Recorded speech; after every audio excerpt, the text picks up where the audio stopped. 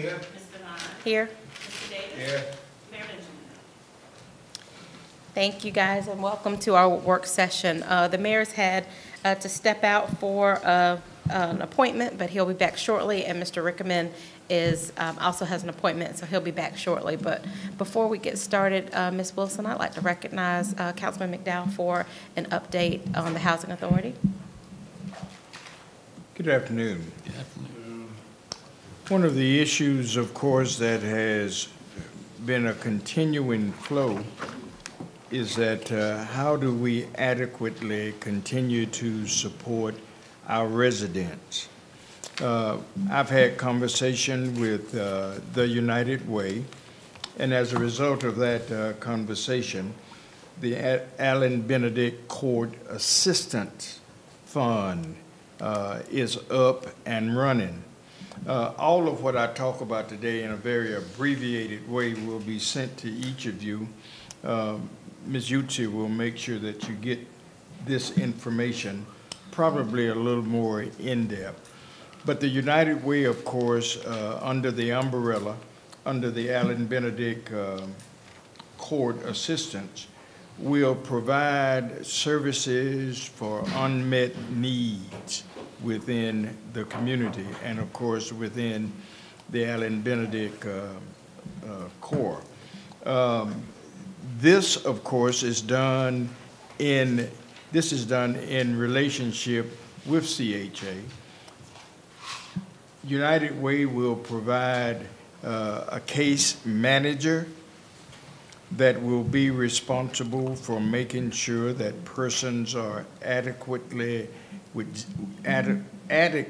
I'm sorry, I've got a lot of things on my mind today. And one of the things on my mind, I've got a family emergency that I'm going to have to leave right after this. So I'm trying to articulate as quickly and as appropriately as possible. Blue Cross Blue Shield is a part of this contribution. Of course, County Council was very, very gracious in their giving of $150,000. Blue Cross Blue Shield, $20,000, with our understanding an additional $5,000 is coming for the assistance of these residents. Of course, this sort of helps our residents when there are needs that is included within the CHA guidelines in terms of what they're doing. So it's a collaborative effort. We also talked with Harvest Hope Food Bank. They have been very gracious about food items. Carver Lion, of course, Tamika and I were in a meeting just a few weeks ago and met with them yesterday. Harvest Hope Food Bank is willing to do what the backpack ministry is doing within the Carver Lions community, making sure that not only children but families are fed food that give them nourishment and that sort of thing. It's an exciting time, I think, because needs are being met, lives are being changed. If there are persons within, you think that the United Way or the Allen Benedict Court Assistance Program would help, here is a number. That number is 803-391-5704. The social worker's name is Lee Patterson. This phone is being manned 24/7. So more specifically, Ms. Yutzi will get you out something that is very specific and very regimented in terms of the assistance for the residents. Questions? Any questions? Thank you. So, thank you, Councilman McDowell, and thank you for your leadership. You have been there since day one, and you have been working nonstop, even in light of everything that you're going through personally in your family. And so we thank you for your leadership and all that you've done. And I apologize, I neglected to open us up with the invocation. So before you leave, would you like to do that, or would you want someone else to? Why don't you do that? Okay, I'll do that. Thank you. Howard. Let us pray. Would you- Thank you, dear Heavenly Father, for this day. Thank you for all of your blessings bestowed upon all of us. Please be with us as we go over your agenda and make us mindful of everything that we do before the betterment and uplift of your kingdom. Lord, please be with Reverend McDowell and his family during this time as he travels and as he takes care of his loved ones. All these things in your name we pray. Amen. Amen. Reverend McDowell, make sure that Alicia also gets, widely disseminates the information you just shared, and if we have it ready, it won't be the same as if you were giving it tonight, but if we are able to put the information out during this evening's meeting, we'll do that. Thank you. Thank you. Ms. Wilson? Yes, ma'am. At this time, we will proceed with City Council discussion. The first item is the Columbia City of Women update. Mrs. Rachel Hodges, our former First Lady, Columbia City of Women Committee. Good afternoon, Mrs. Hodges. It's Good afternoon, great everybody. to see you. I've asked my committee members to join me, and while they're coming forward, I'd like to introduce you to some of the members of my committee from the Columbia City of Women. Tamika Isaac Devine is on our committee. Rachel Barnett is with us. Ann Warner, Robin Waits, Lauren Elliott, and Sally McKay. I didn't miss anybody. Last year, you were very generous and supported this initiative called the Columbia City of Women. And so we wanted to come back today and say thank you very much. And we wanted to let you know some of the things that have taken place since you last invested in this project. To get us started, I'm going to invite Sally McKay to give you an introduction to the City of Women. Thank you, Rachel. And ladies and gentlemen, thank you, first and foremost, from all of us serving on our committee, and two other committee members who are not with us include Tracy Young Cooper with Richland School District 1, and also the University of South Carolina's almost soon not to be provost, Joan Gable, before she leaves town for Minnesota. She has also been serving on this committee. But first and foremost, thank you for your investment, for your gift to this initiative last year. It is a report of progress that we bring to you today, and a reminder of what this is, what we're talking about when we talk about the Columbia City of Women.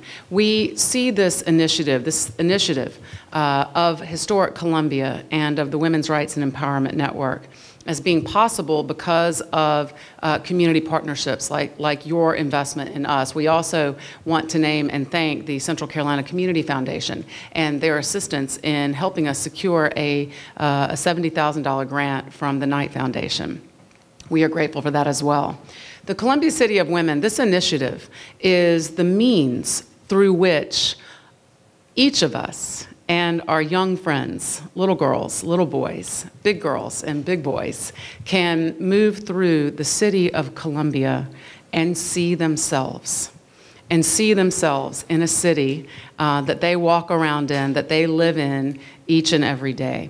A city that celebrates and honors the accomplishments of women in Columbia, women of our past and women of our present day. The Columbia City of Women initiative will bring them to light, will help us illuminate their accomplishments, the work and the barriers, truly, that they have broken down in our history, so that as each of us navigates this city that we know and that we love, that we will see not only reminiscence of the great men of our society, past and present, but that we also will see in our midst the reminders of the great women. Now, all of this comes through wonderful inspiration. And it is our former First Lady, Rachel Hodges, who had the inspiration for this project and this initiative. And so I'd like for her to tell you a bit about that inspiration, and then she's going to pass it along to give you a progress report through Robin Waits, through Ann Warner, and through Lauren Elliott. Again, we say thank you. So the inspiration for this project last year, we showed you a map. And it was a map produced by Rebecca Solnit. And on that map, it had splashed across Manhattan names of women who had done great things over time. And so our concept was we want to create our own map for the city of Columbia. We want to recognize women from the past and women from the present, and we want to create our own map and give women a voice and a place in our landscape. Throughout Columbia, we move around across streets named for men. We move in and out of buildings named for men. And we think it's time for women's names to become a part of the landscape of our city. Rebecca Solnit, who created the map, City of Women for Manhattan, she said in an article, "How could I have imagined myself in my formidable years if I had moved through a city where many things were named for powerful and strong women? How could that have impacted my life?" So we thank you for investing in this project. In the concept and creating this idea, I went to Robin Waits at Historic Columbia and Ann Warner at Wren and said, look at this and let's create our own map for our city. Let's make strong women, powerful women, a part of the landscape of our city. So this is an initiative that is a collaboration between Historic Columbia and Wren.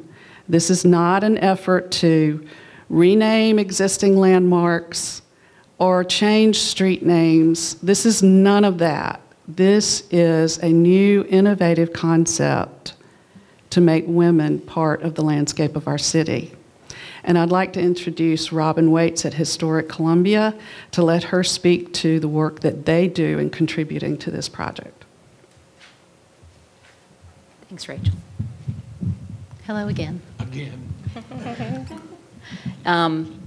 Thank you. Also, I'll just echo the appreciation of support that the City of Columbia has provided for this effort. And Tamika's been a great liaison with us for the city and also a member of this committee.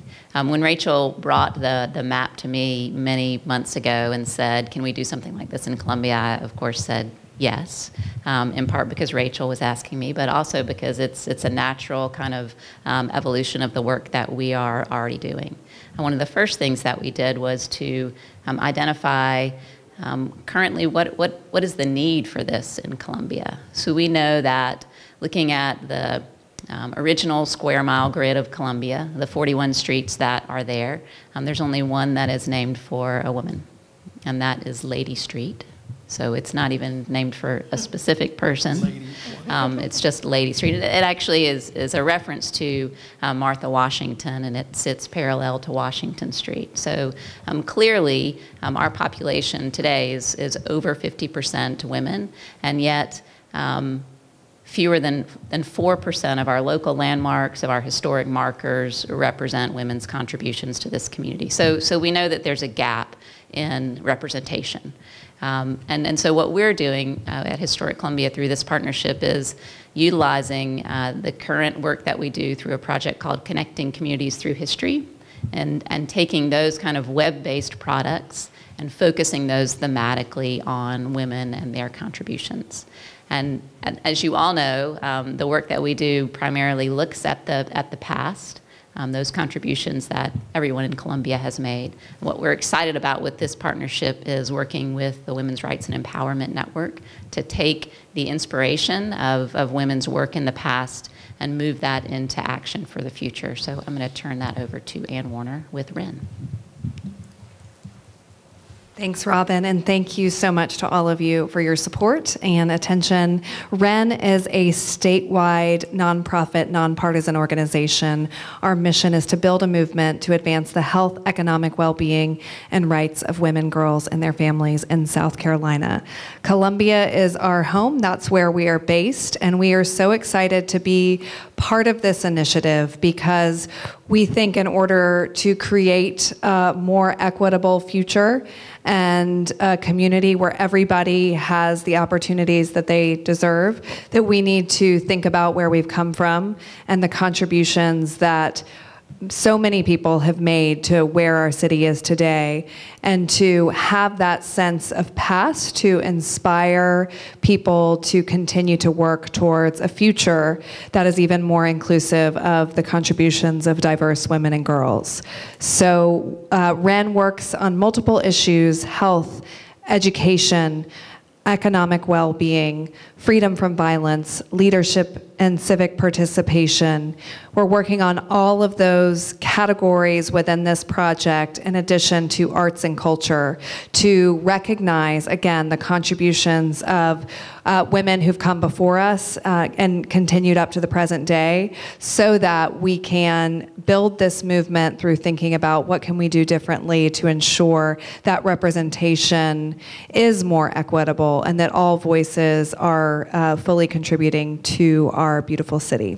So we're thrilled to be a part of it, and I'm going to turn it over to Lauren to talk about how we're making this into an experience for everyone to participate in.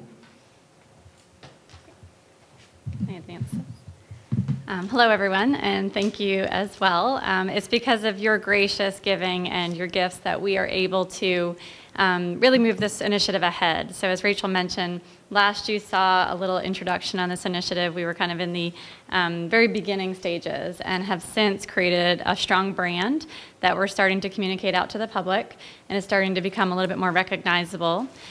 We also have a full website that is helping us really communicate what are we, what do we do, what inspired us, and how can we get the community more engaged in this initiative. But we have a lot of plans for the future as well. We'd really like to take our digital platform and expand that, and what we're working on right now is an interactive digital map that will help users navigate who those women are that are placed on the map. So once we make that formal introduction of our first set of women, you'll be able to go to this digital platform and really interact with the city, interact with these women, and learn more about them. What we're planning to do is have kind of an editorial calendar where we will feature a woman each month throughout the course of the year, and that will be supported by communications campaigns, social media campaigns, educational opportunities and sessions, and some specific programs happening at both WREN and Historic Columbia that will help to feature these women throughout the course of the year. Our ultimate goal is to really think about how we infiltrate this idea into the city. So we really want to be thinking about making our physical mark on the city with posters, pole banners, billboards, things that are really helping to elevate the awareness. And then ultimately, how can we create a physical presence, whether it's on the sidewalks or in through markers, so that individuals who live here and those that are visiting really understand what we're trying to do and can be directed to our web platform where they can learn more and see those women on the map itself. So we're very excited and gracious of everything that we've received thus far that's helped us get to this point. And we are very excited to share with you our launch initiative, which Rachel is going to speak to. I just saw this. I didn't realize it was here. But thank you very much for stepping us through it. This is our website. We hope that you will go to the website and learn more about this initiative. And also, especially, this is our launch event on March 31st at the Columbia Museum of Art.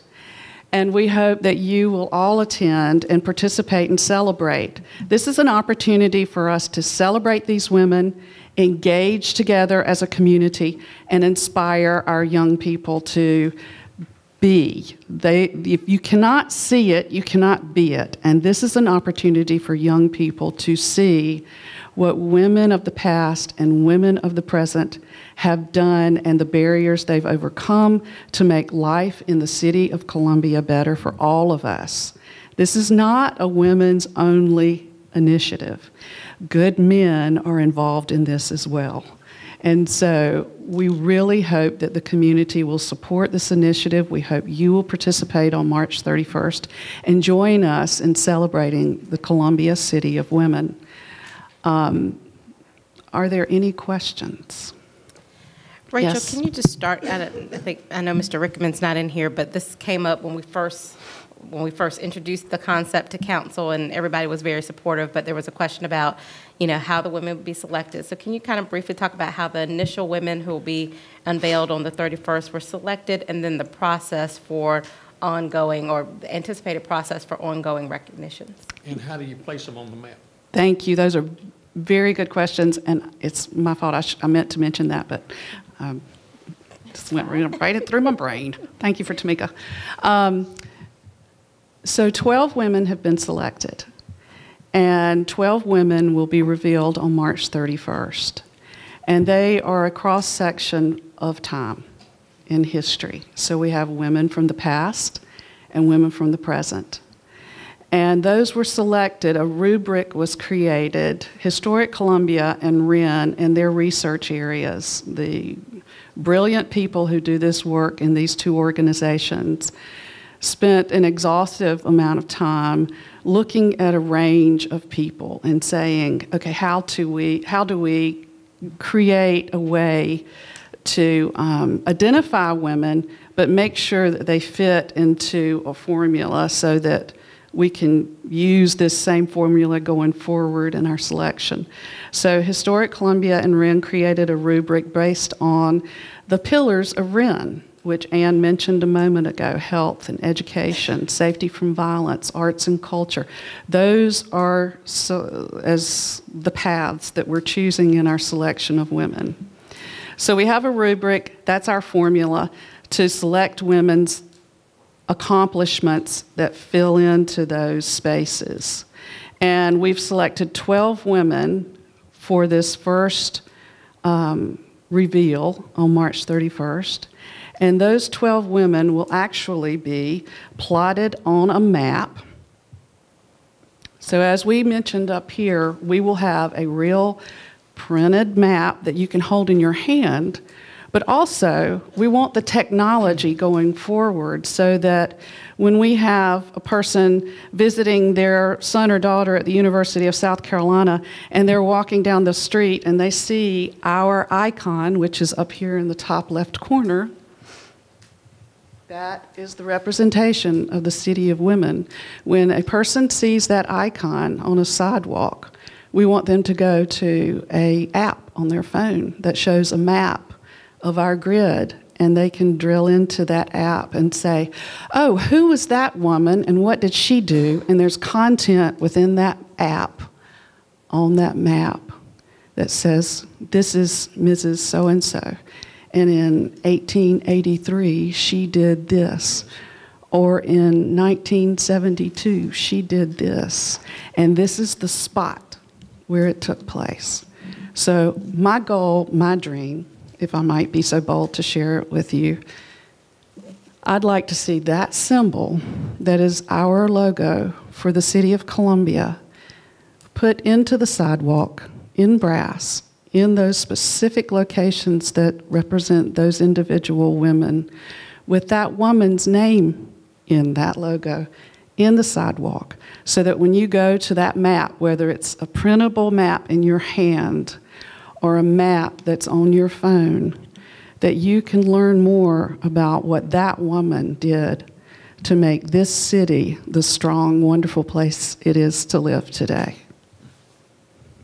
Did I answer all of that for both of you? The new name for rubric is algorithm.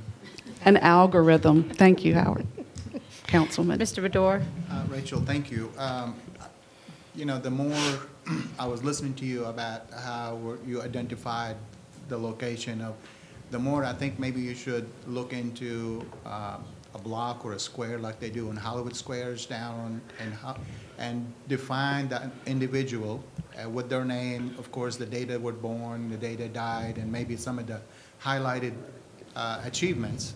And then on the bottom, you can say, for more information, download this app. for free or whatever you guys charge. Is that all within that square? No, I think if you can, do the logo on Yeah. Wemby one square and do the Right. other square with just information on that lady. Mm-hmm. And then they can log into the app and get more detailed information if they wish. That's a wonderful suggestion.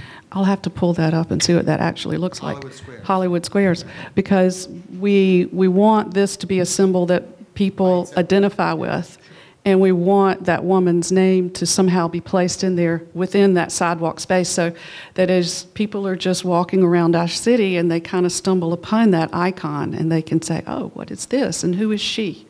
What did she do, and why was she right here? You're going to have to think of something other than sidewalks too, because a lot of our city areas do not have sidewalks. So you're going to have a post with a. We'll build sidewalks for them. Thank you, Mo. Make a motion for that. Thank you, Howard. That's a great idea. We'll include that in our list of items. Thank you. Excellent suggestions. Any other questions? We're full of ideas, by the way.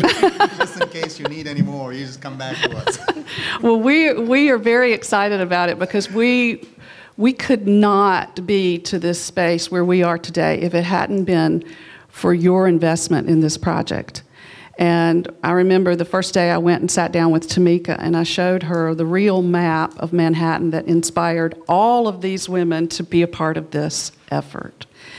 And when I sat down with Tamika and I said, you know, I really think we can do this, and Tamika was very engaged and excited about it. And so I thank her for voicing the enthusiasm on behalf of our committee to all of you last year. And we wanted a chance, all of us, to come by and say, thank you, first of all, because we could not have achieved what we've achieved to this point if you hadn't jumped out on that ledge with us and said, we think this is interesting and innovative, and we think it's time to make women part of the landscape of our city, and you supported that concept, and I thank you. And just to tie a bow on this, Rachel also has made this presentation to other areas, and there's been talk that Greenville, you know, will watch what we do, and they may want to do the same. And so Columbia may be, as usual, the leader in this state on doing some great things. So.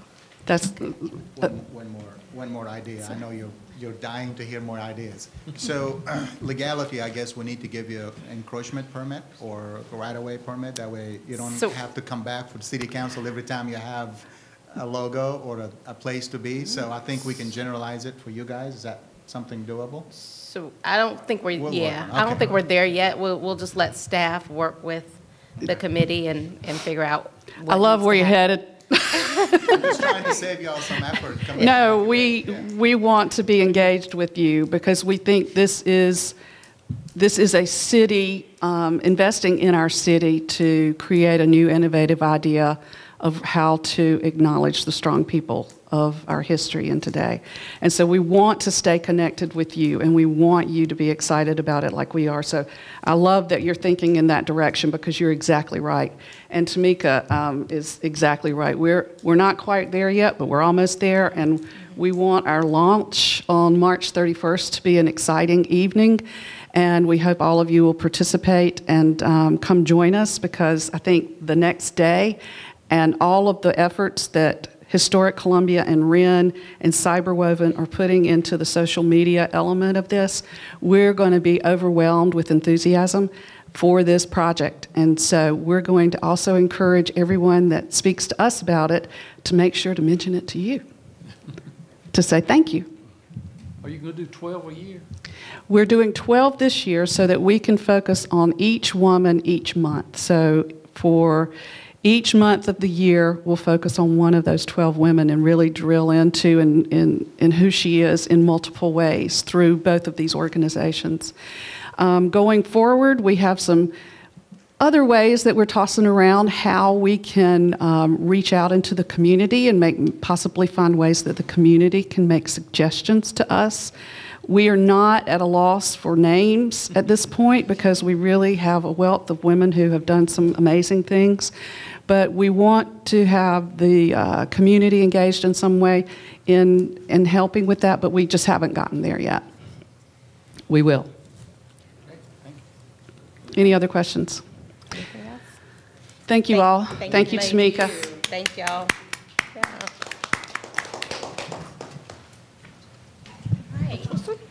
Our next city council discussion item is the community promotions funding. This item is really on the agenda for any questions council may have regarding the applicants for community promotions funding. Ms. Dee Dee Fanning, our grants coordinator and community projects liaison, is available to you if you all have any questions. Ms. Devine? Are there any questions? I think, has the mayor spoken with everyone? I know that, Yeah, he spoke to me and Ed. yeah. Did he leave, didn't he leave you Did- a He's list? It's coming around now. Yes, ma'am. Yes, sir. So this is just if anyone has any questions. I think the mayor has spoken with everyone, and there's been a consensus regarding the groups. We had a lot of wonderful applications, but as usual, we had a lot more requests than we actually had money, so we had to be real thoughtful on who could get funding, recognizing some folks who have traditionally been funded by us and allowing an opportunity for some new groups to get in. And so I think based on input from every member of council, the mayor has brought forward a list that would allocate the budgeted community promotions funding. And so if anybody has any questions, we can entertain those. But if not, then I think is the intent, Ms. Wilson, to make a motion in tonight's meeting? If that shall require, we'll just, that section of your agenda for more session. Okay. You can do it there, yes, ma'am. So does anybody have any questions? Daniel, did he talk with you about it? Okay. Okay. All right. Councilman Rickman, the Epworth money is this year, so they still have to get their funds. That was for 18-19, so it would be this year. Was that your question about? Yeah, because it's outstanding. So it needs to be factored Last into year, these On the end allocations? of the budget, yeah, it was $25,000. You were out when we did that, Ms. Wilson. They were approved 9/4 of 18 for the 18-19 year for 25,000. Are you speaking about before that or that? That. 20, okay. So they just need to request their funding. I think they have. So it's previous money, it's not this Right, part? that's what I Okay. said to the mayor. I said that it's just outstanding. Oh, okay. They just need to make the request. I think they have, because I've got a copy of the letter. Oh. You have? I haven't. Yeah. Just sent me. I'll get with them. I'll get with them on that. And so that we know time moving forward for the 1920 allocation, are those letters being requested now so that we could try and take it up earlier in the year, or have we thought through that? No, ma'am. Okay. It- This is currently, Yes, yeah, this is current year. This is current. Okay. This afternoon, Mr. Yes, sir. I just want to also make a note for the record that I would like to donate $1,500 to Federation Center of the Blind. And I think finance and approved the expense, they thought it was okay. So whether you want to make that an official note, part of the motion tonight, or I can make another comment tonight. No, I don't think we would make that as you're talking about out of your expense account. Yeah. So I don't believe that would be appropriate to be part of Okay. our motion, but you could, if you like to Well, I just publicly wanna say you're make it- doing put it that. on the record, that way I don't have to. Yeah, say you could do that after the motion, give your separate. Thank you. Yep, thank you. All right, thank you, Ms. Fanning. Yes, sir. Madam Mayor Pro Tem, I'd like to make a motion that we go into executive session to discussion of matters relating to proposed location or expansion of services to encourage location or expansion of industries or other businesses pursuant to 30-4-70A2 Finley Park Municipal Complex Parking Incentive. Receipt of legal advice related to matters covered by attorney-client privilege pursuant to 34-70A2 Smoking Ordinance and Business License Fees. Discussion of negotiations into proposed contractual arrangement pursuant to 4-70A2, Murray Point and disaster recovery recipients, receipt of legal advice relating to pending, threatened, or potential claim pursuant to 30-4-70A. Tamika Price versus City. All right, it's been properly moved. Is there a second? Second. It's been properly moved in second. Any discussion? Seeing none, if the clerk would read the roll. Aye. Aye. Across the hall.